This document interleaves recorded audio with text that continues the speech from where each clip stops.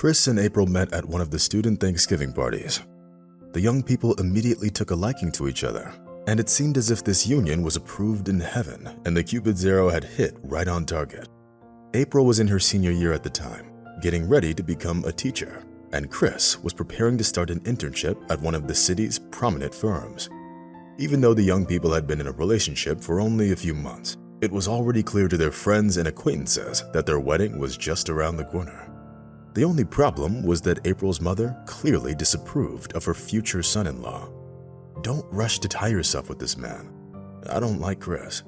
"Who are his parents? Some kind of poor alcoholics?" Mrs. Moore asked, emphasizing the last word. April looked at her mother with obvious disapproval in response, but refrained from commenting. The fact was that Chris never knew his father, and his mother did abuse alcohol during her younger years. But despite having lived a wild life for several years, Pamela Roberts still managed to get out of the ruinous lifestyle and raise a beautiful son. Feeling embarrassed about his past, Chris was extremely reluctant to talk about his childhood, and at any mention of it, asked to be considered an orphan. Of course, April understood that painful memories had an extremely negative effect on the state of mind of her fiancé, and therefore she preferred to stay away from this awkward topic. In all other respects, the rapidly developing relationship made April feel happy and optimistic, and her love for her intelligent and faithful fiancé bordered on admiration. Fortunately, despite all the obstacles from April's mother, their wedding still happened. By that time, Chris had already gotten his degree in economics and was on a probationary period with one of Chicago's trading firms. Living together only strengthened the feelings of the young people, who fell in love with each other at first sight.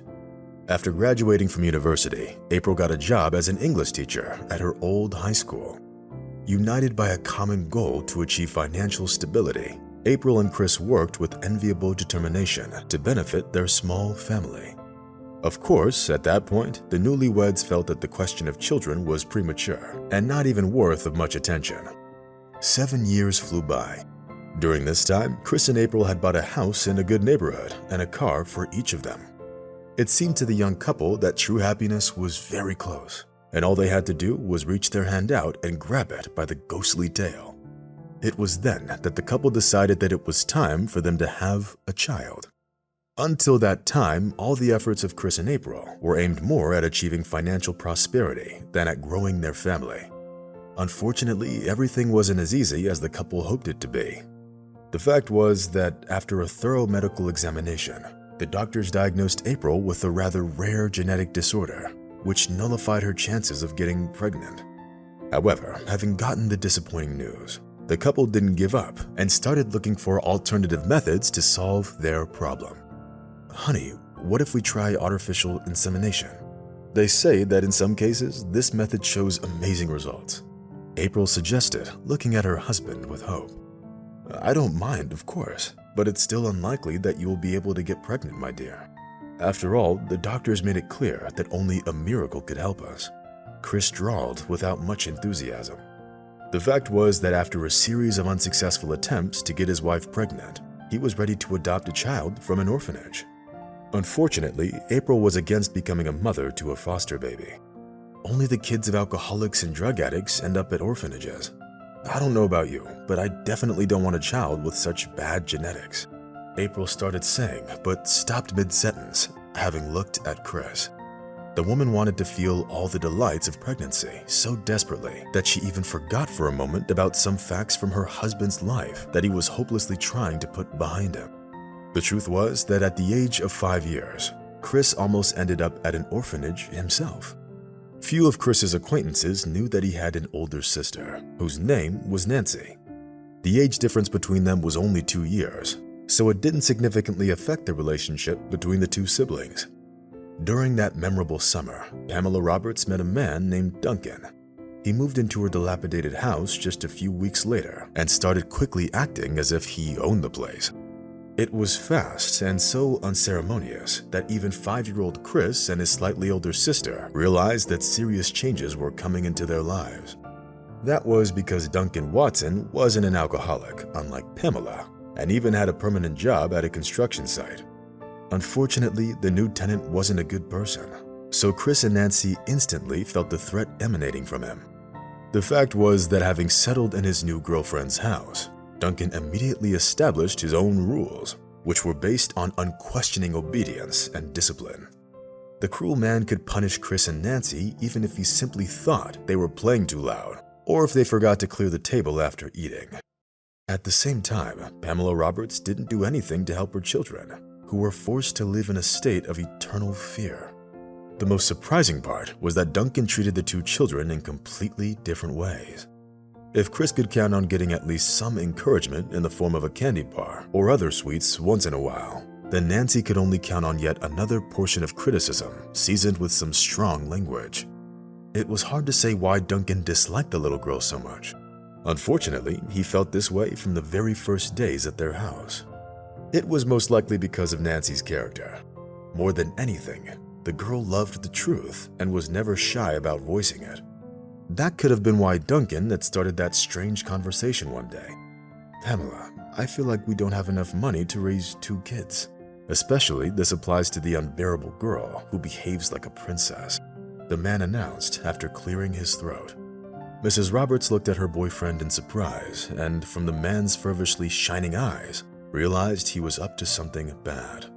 "I think we should take Nancy to an orphanage. At least for a while, and then we'll see.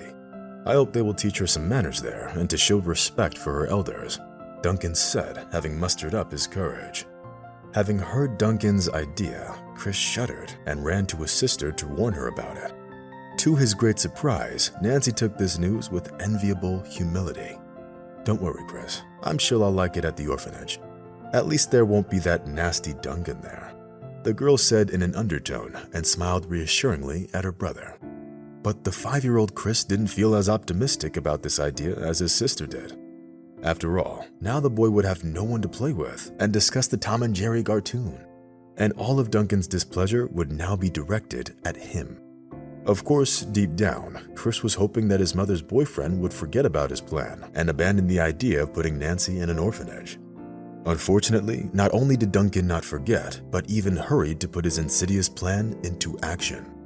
Meanwhile, Pamela Roberts did virtually nothing to resist the dreadful man and defend her daughter. Realizing that he would soon part with Nancy, Chris decided to buy a gift for his sister. To do this, the boy broke his piggy bank and picked up his savings off the floor. Clutching the change in his palm, Chris ran to the nearest toy store, where he bought his sister a plastic figurine of a swallow spreading its wings in flight. Even though the toy was small and cheap, Nancy was thrilled to get it and feeling very emotional, even kissed her brother on the cheek. "Don't be sad, little brother.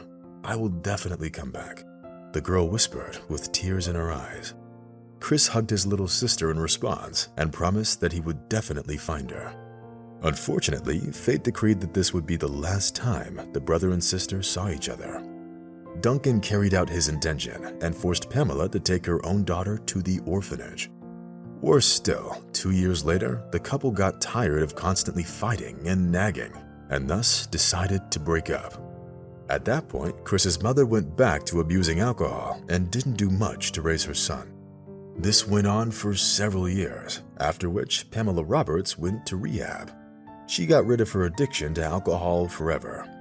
Meanwhile, the woman repeatedly tried to get her daughter back from the orphanage, but each time, her application was rejected due to immoral behavior and her drinking problem. Of course, having grown up, Chris set out to find his sister and even hired a private detective. But despite all the efforts and expenses, finding Nancy turned out to be impossible. All these years, Chris had to live knowing that he had a sister somewhere out there who ended up at the orphanage at the behest of their negligent mother. And now, Chris's wife reminded him of the painful experience of his past. "I'm sorry, honey. I didn't mean to hurt your feelings. Of course, you're right. I should consider adopting a baby from an orphanage," April said, touching her husband's shoulder. Chris smiled reassuringly in response and looked lovingly at his wife. He was happy that April was finally ready to consider adopting a child. The first thing April did was go on the website that had all the profiles of the orphans waiting to be adopted. Carefully studying the photographs and the children's brief biographies, April suddenly saw something that made her heart skip a beat and her cheeks flush. The fact was that one of the profiles had a picture of a child who looked exactly like her husband at the age of 5 years. The same shape of the eyes, hair color, the same lips. He looked just like Chris. Oh God, and that mole on the neck in the shape of a heart. How is that even possible? April whispered in amazement and hurried to call her husband. To say that Chris was stunned was to say nothing. An orphan boy named Liam was an exact copy of him as a child. "We need to go see this little boy right away," Chris said in a trembling voice. His wife nodded understandingly in response and called the director of the orphanage in order to arrange for a meeting with the boy. Fortunately, the director of the orphanage was willing to help the couple out and promised to allow them to see the boy. The day that Liam and Chris met was the most important day of both of their lives. "God, you two look so much alike," April whispered in astonishment. But when Chris came closer, he saw something on the boy's neck that made him dizzy. The fact was that Liam had a piece of string hanging around his neck, and on it there was a plastic figurine of a swallow, which Chris had given his sister on the day of their parting. "Where did you get this little thing, buddy?" Chris asked, stammering at every word. "Oh, this bird belonged to my mother, sir. But she died 3 years ago, and I ended up here," Liam explained, sounding all grown up. After exchanging glances with April, Chris hurried to the director of the orphanage to get the boy's full biography of him. As it turned out, Liam's mother died in a car accident, which was caused by a drunk driver who drove into the oncoming lane. The single mother's name was Nancy, and she had been raised in an orphanage many years ago. Having heard all this, Chris's face changed instantly, and he warily sank into a chair. Of course, this could just be a coincidence, but the swallow figurine and the physical resemblance of Liam and Chris were obvious arguments in favor of their probable kinship.